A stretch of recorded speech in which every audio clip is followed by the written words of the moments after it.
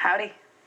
Growing up in El Paso, in the streets of El Paso, I was the nosiest kid in the neighborhood. I asked whatever I wanted, when I wanted, inappropriate questions. I didn't care. I loved asking people questions because I loved their stories. So I became a broadcast journalist. Got lucky because I got my first job in El Paso. I became an evening news anchor there, and it was wonderful. That's when I quickly found out, you better pronounce those Spanish words correctly, senorita. Even though I'm Latina, I mean, we mess up every now and then. It's, bilingual, but English was my first language. So I think one night I said Campeche instead of Campeche.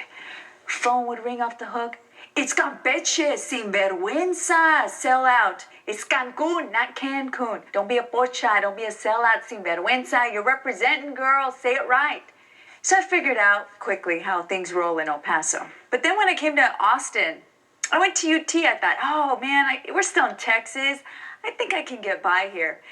I was coming because I really thought I was a good news anchor, a good journalist. So I walk into the newsroom, tight lime green pants, white blazer, gold hoop earrings. They're like, ay, ay, ay, who's this señorita doing the news? The blonde mold had been broken, they told me.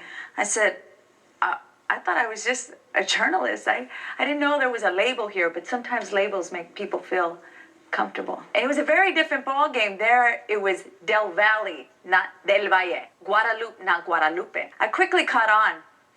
And I was still kind of confused because I thought, isn't this like one of the few blue cities in a red state? This is the place where you can be you. You're accepted.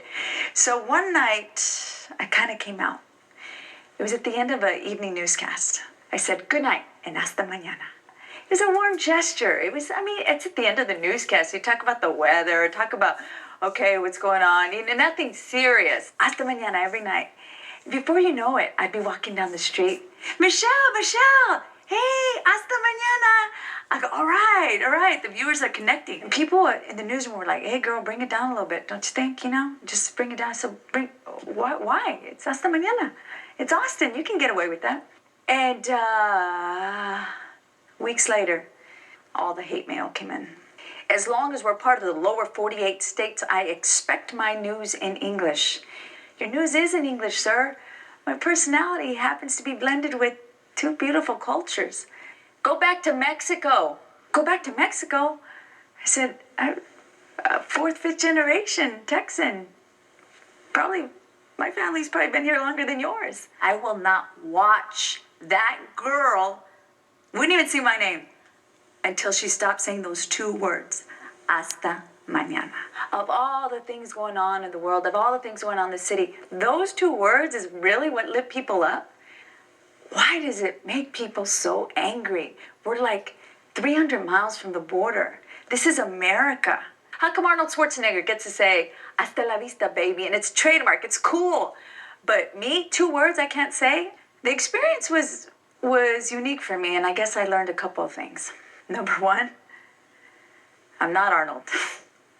Number two, when you get hired to read the news, just read the news, please. Those two words, no one ever asked me, why do you say it? But if they really asked me, I would have told them, Carol Burnett had a little tugging of the ear to say hello to her grandmother.